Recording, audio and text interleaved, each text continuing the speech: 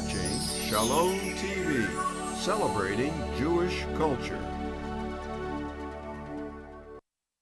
Funding for Shalom TV has been provided by the following: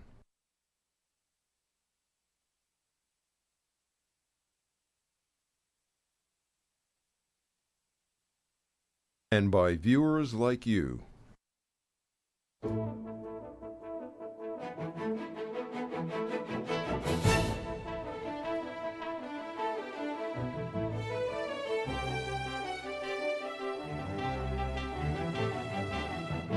And welcome the Prime Minister of the State of Israel, Benjamin Netanyahu, accompanied by the Chairman of the Conference of Presidents, Alan Solo.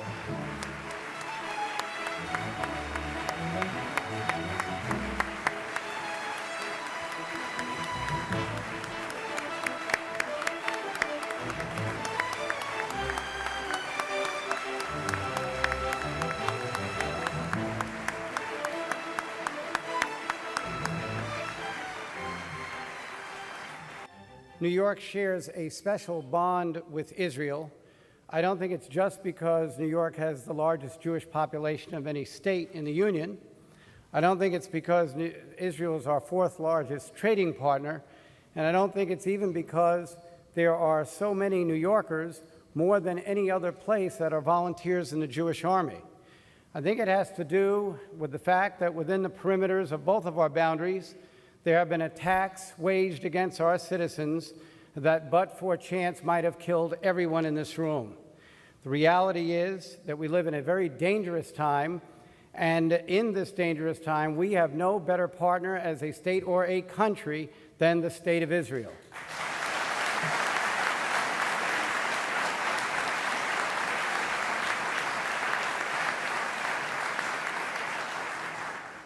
And so, in welcoming you, President Netanyahu, it is important that I impart to you the feelings of New Yorkers, that we support wholeheartedly the State of Israel. We understand the great turmoil that exists that you have to address on a day-to-day basis. We recognize that our comments, our thoughts, will be interpreted and often become the igniting of actions by those who are antagonistic and antithetical to our democratic process, those who have no faith to anything other than radical views of religion, and those who currently present the greatest danger to mankind on this globe. And so we not only wish you the best in trying to combat this, but offer you our greatest support in this endeavor. Thank you for joining us this afternoon.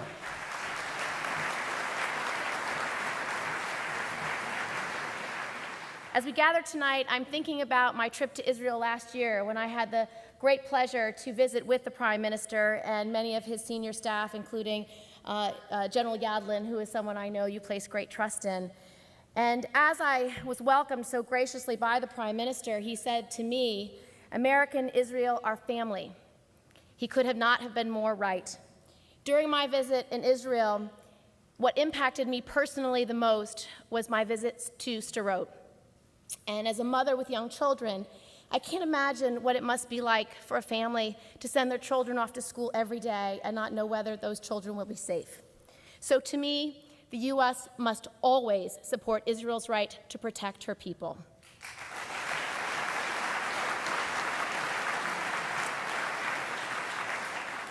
Mr. Prime Minister, as Israel continues to face threats from Iran, from Hamas, Hezbollah, and so many in these challenging times, I vow to continue to use my voice in the United States Senate to bring together bipartisan coalitions in Congress to stand shoulder to shoulder with you to show the world that our bond is truly unbreakable.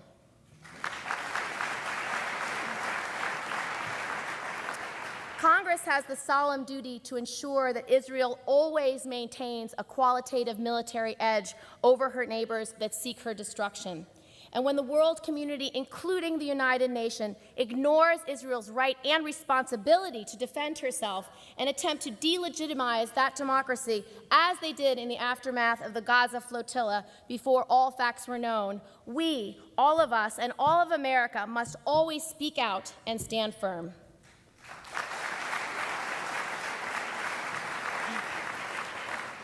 There is no issue more important for New York and America to stand shoulder to shoulder with Israel than on Iran. There is no greater existential threat to Israel or to the United States than assuring that Iran can never obtain nuclear militarized capabilities.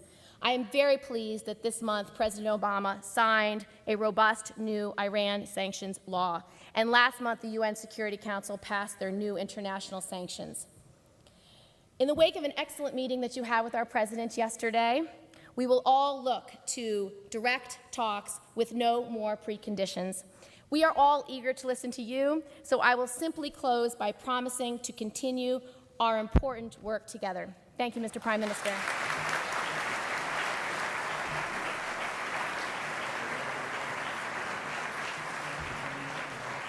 Now, one of the great perks of having this job that also turns out to be somewhat of a challenge is that you're lucky enough that when the Prime Minister comes to the United States or when the conference goes to Israel and we have the opportunity to visit with the leadership there, that I have the privilege of introducing the Prime Minister. Now, obviously, that's a wonderful opportunity for me, but it's a challenge in the sense that this is probably the 6th or 7th time I've done it. And I try to think of something different to say each time. Now, with some politicians, it would be difficult to come up with something new, but the Prime Minister is a person of great breadth and major accomplishments. So today I want to focus very briefly on something that I haven't focused on before when I've had the opportunity to greet him, and that is his understanding of the worldwide Jewish agenda and his realization that he is a leader, not only of the great state of Israel and all of its citizens, Jewish and not, but that he has a broader responsibility to advance the worldwide Jewish agenda, which he has done with great force and great persuasion. Now, during the last several years, the Conference of Presidents, which in many ways carries the American Jewish agenda, has looked at three major issues. One, of course, has been the threat from a nuclearized Iran. And we've raised that issue going back many years now, not merely as a threat to Israel, but as a threat to the world as a whole. And I think that that idea has begun to catch on with the adoption of sanctions by the United Nations and, as the Senator just mentioned, the signature by the President on the Iran Sanctions Act just last week. The second issue that we've talked about at great length over the last several years has been the efforts to delegitimize the Jewish state and the Jewish people. And the third issue, of course, is the Middle East peace process. Now, on every one of those issues, on Iran, on delegitimization, on the peace process, for years and years, the Prime Minister has been ahead of his time in both identifying those issues and in articulating the solutions that we as a community have available to us to fight against those who seek to do harm to the Jewish people. And so, in my capacity, in this position, I'm especially grateful to be serving at the same time that this Prime Minister is in office, because his agenda and his understanding of the issues that face us collectively ties together not only the people of the State of Israel through his great leadership, but ties together the diaspora, those of us across the world and here in the United States, together with our brothers and sisters in Israel. And having somebody who deeply understands those issues and is passionate about them and who is thoughtful about them provides an extra measure of leadership for which I think we should all be deeply appreciative. So, with those thoughts in mind, it is, as always, my great privilege and distinct honor to present to you the Prime Minister of the State of Israel, the Honorable Benjamin Netanyahu.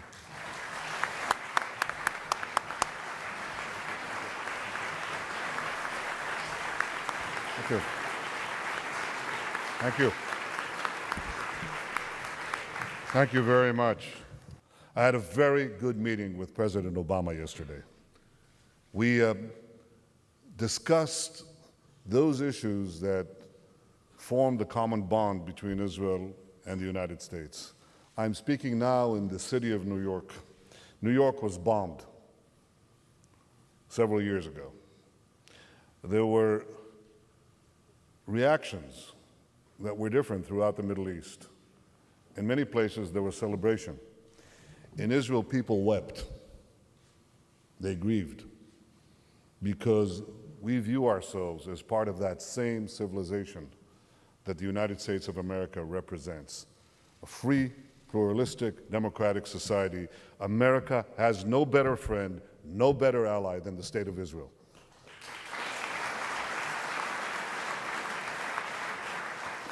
The President and I discussed Iran, and he reiterated his determination to prevent Iran from developing nuclear weapons.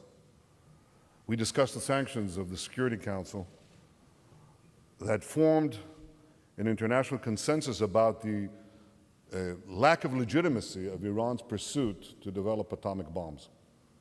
That's important. Equally important were the sanctions that were signed by the President the other day. They have teeth. It's important that other countries follow suit with sanctions with teeth. That means that they bite into Iran's energy sector. I cannot tell you that this will stop Iran's nuclear program. I think that it's important to understand, however, that it must be stopped. And I welcome the determination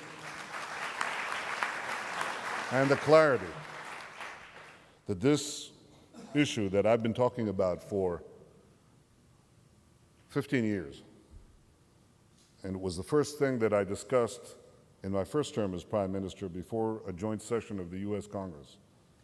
I said that there is no greater threat to humanity than the acquisition of nuclear weapons by Iran. And today, the greatest threat is still that the world's most dangerous regimes acquire the world's most dangerous weapons. This must not be allowed to happen. Iran must not be allowed to acquire nuclear weapons. We also discussed our quest for peace with the Palestinians. I outlined my vision of a demilitarized Palestinian state that recognizes the Jewish state of Israel. Now, let me be clear about the elements of this vision. I said a demilitarized Palestinian state. First of all, we don't want to govern the Palestinians, and we don't want them to be either our subjects or citizens of the country. But we also want to make sure that they have their own independent, dignified life, but that they don't threaten the state of Israel. Now, this is not something that was fully clear when the peace process began in the Oslo Accords a decade and a half ago. This has been overshadowed by two events. And the first event is the rise of Iran and its proxies, and the second event is the rise of missile warfare. What we have learned in the intervening years is that territories that we have vacated for the sake of peace have been taken over by Iran's proxies and have been used as staging ground for terrorist attacks against us. We put up fences to prevent the terrorists, the suicide bombers, from getting into our areas. But Iran's proxies poured in rockets and missiles into these areas and flew over the fence. And today the problem that we face is to make sure that this does not repeat itself. Strike one was our withdrawal from Lebanon. Strike two was our withdrawal from Gaza. We cannot afford a strike three. We want to have peace with the Palestinians. We want to ensure that territories that we vacate as part of that peace do not get used as staging ground for rocket attacks against Israel. Because we're not dealing with the distant past, because we're dealing with 12,000 rockets that were fired against us in recent years, this issue must be addressed. And demilitarization means that we have not a piece of paper, but genuine security arrangements on the ground that can prevent this smuggling and penetration of territories that we vacate by Iranian weapons and by other means that are aimed to harm Israel's civilians. So the need for security, robust security arrangements, is absolutely vital as part of this peace. And I had a good opportunity yesterday to discuss this at some length with the President, and we shall continue to discuss this, because security is not the enemy of peace, it's the friend of peace. It makes peace possible. It makes a realistic peace take hold and endure in our part of the world, which the President correctly called a very tough neighborhood. The second pillar of a successful peace is a Palestinian recognition of the Jewish state. This means that Israel is the nation state of the Jews. Jews can come to Israel just as Palestinians can go to the Palestinian state. But Israel cannot solve the Palestinian problem within its borders. That has to be resolved outside Israel's borders. This is a point of consensus in Israel, but it must be a point of consensus among the Palestinians as well for peace to take hold. I believe that, in addition, the Palestinians have to do something that they so far have not done, and that is to do what Anwar Sadat did, to come forward and say, it's over. The conflict is over. There is no more war, there is no more bloodshed, and there will be no more conflict. This second pillar of peace, the pillar of legitimacy, of an end to claims, an end to conflict, I think is as essential as the first of security. And the third is something that I think is happening anyway, and that is prosperity. We've relieved or removed hundreds and hundreds of roadblocks, checkpoints, and other barriers to movement, and the Palestinian economy is prospering in the West Bank, and that's good. I think we can do more. I intend to do more. But in the context of peace, we can do a lot more for security, legitimacy, and prosperity. All of this requires one thing. It requires negotiation. There are all sorts of impediments to negotiations that have been put up, all sorts of preconditions, all sorts of excuses. I suggest we do away with them. You either put up excuses or you lead. I propose to lead. I want to enter direct talks with the Palestinian leadership now. I call on President Mahmoud Abbas to meet me in the coming days to begin peace talks so that we can have and fashion a final peace between Israel and its Palestinian neighbors.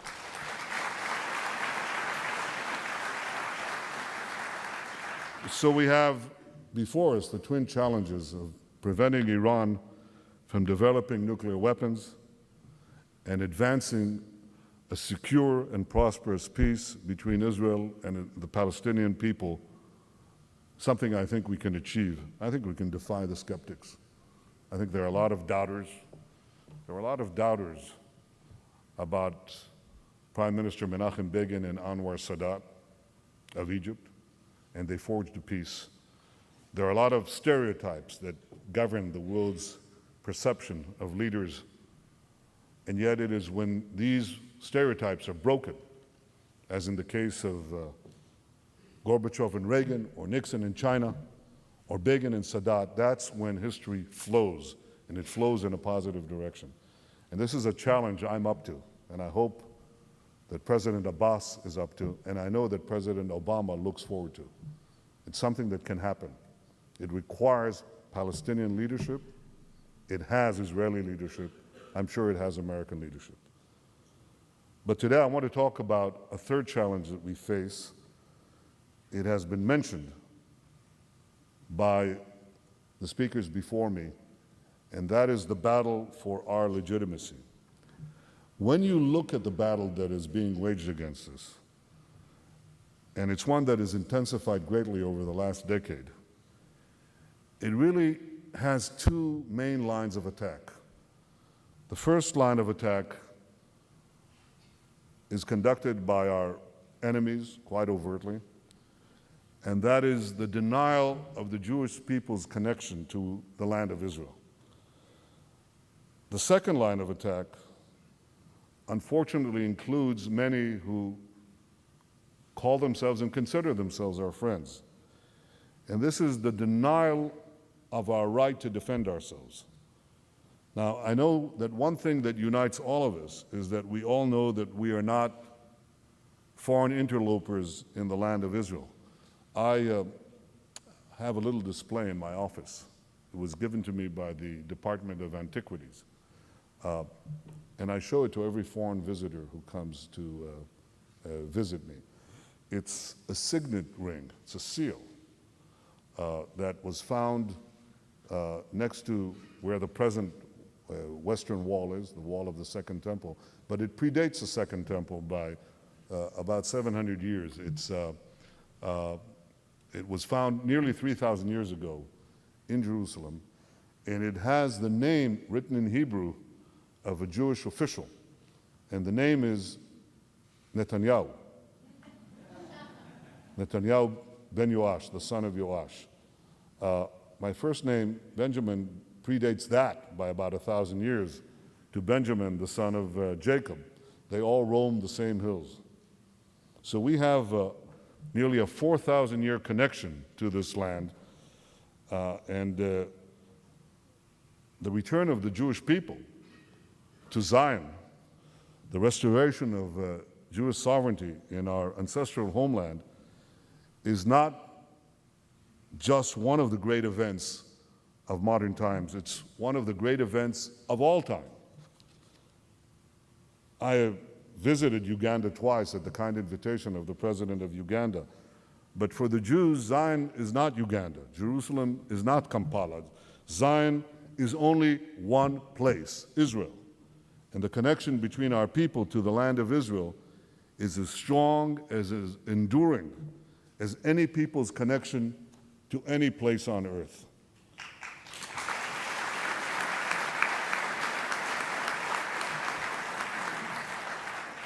The best thing we can do to fight the efforts to deny this connection is to educate ourselves and our children about our own history and our own connection to this land. And I've been doing that with you in two programs. One is our heritage program that we've launched to restore over 100 sites in Israel, biblical sites and the sites of modern Zionism, and many other programs connected with public education, but also the Birthright and Masa programs, which bring so many young Jews to Israel to acquaint them with our common heritage. And I think we need to expand these programs, because the best way to fight ignorance in others is to ensure that we ourselves are not ignorant. And I believe that that is gaining ground, and I think that we should invest in it. When I say invest, actually put Israeli government money in programs to bring young Jews. We've done that. I began that as Prime Minister in my first term of office, and we're continuing that now. And believe it or not, the Israeli economy can afford it. It's a very robust economy. And it's the best investment we can make.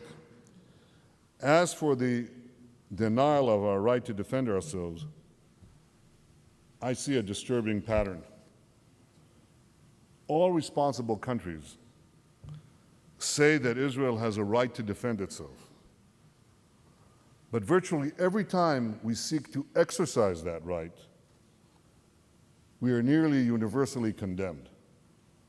In 2002, when we finally launched Operation Defensive Shield, this followed a year and a half of terror attacks and the bloodiest suicide attacks in Israel's history. After we did this operation, we were falsely condemned and falsely accused. We were condemned and falsely accused of massacres in Jenin and elsewhere. Time and facts cleared that up. But this is how our defensive action was received. In 2004, we put up a fence to prevent terrorist attacks and suicide bombers from crossing into our cities. And when we put up that fence to protect civilians from direct attacks, we were hauled before the International Court of Justice. And we were told that we were doing something criminal and terrible. In 2006, during the Second Lebanon War, we responded with precision attacks to the unprovoked murder and kidnapping of our soldiers and to rocket attacks on our northern cities, and we were accused of using disproportionate force. And finally, in 2009, during Operation Cast Lead, when we finally responded after years really, of rocket fire on our southern cities by Hamas, we received the Goldstone report. I said finally, but that's not true because it continues. 1 month ago, when our soldiers boarded a ship to enforce a blockade designed to prevent weapons from going to Hamas and to defend themselves against a mob wielding knives and steel pipes, the whole world condemned us. I was asked today by a journalist how we viewed this, and I said, well, how would you view it? Suppose the Coast Guard boarded a ship, and the Coast Guard was beaten, clubbed, and the people were put in danger of their lives and defended themselves. How would you feel? And yet this analogy that people are to make about their own situation, so much of the world doesn't do. So much of the world supports Israel's right to defend itself in theory, but consistently condemns it in practice. And understand that a right that you cannot exercise eventually withers away. It is no right at all. So it seems that even after 6 decades, many around the world are still uncomfortable with the idea of Jewish sovereignty. Perhaps they have not internalized the fact that the Jews will no longer be passive victims of history. We are now actors on the stage of history. We now chart our own collective destiny, and that requires Israel to have a secure and unchallenged right of self-defense that is accorded to other nations as well.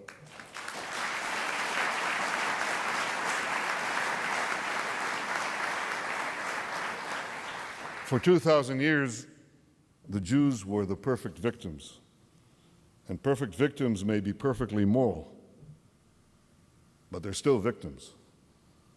The purpose of the Jewish state is to defend Jewish lives, and in that defense, the standard that must be applied to Israel is not perfection, but a standard that is applied to any other country faced with similar circumstances. What other country is faced with similar circumstances? What other country has suffered thousands and thousands of rockets rained on its cities? Well, we only have one example, a country I admire deeply, and that's Britain. And yet Israel's response to the rocketing of its cities is a fraction, perhaps 1% or less, of the response in terms of casualties inflicted by Britain on those who attacked it. I'm not in any way castigating Britain or the British government or its leader, Churchill. I'm a great admirer of them. But I think that when people talk about standards, how do you judge the standard? Only by similar examples. Israel took great pains to target the rocketeers. It did not engage in wholesale carpet bombing. It tried to do everything in its power to prevent civilian casualties on the other side. These are not my words. They're actually the words of the British commander, the former British commander in Afghanistan, who said, General Kemp, who said that never in the history of warfare has any country gone to greater lengths than Israel to prevent civilian casualties on the other side.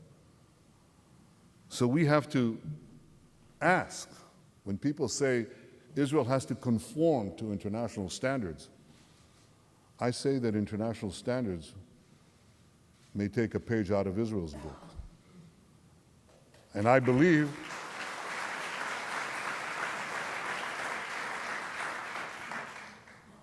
that speaking this truth, saying it the way it is one of the most important challenges that the Friends of Israel have today. We face 3 great challenges in the coming months to ensure that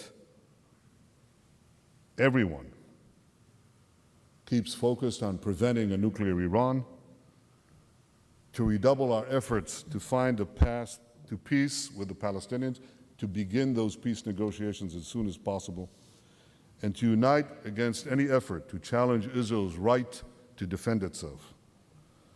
I know that with the help of everyone here, we'll be able to meet all three challenges. Friends of Israel, my friends, I thank you for your support for the Jewish state and the Jewish people. I salute your clarity. I applaud your courage.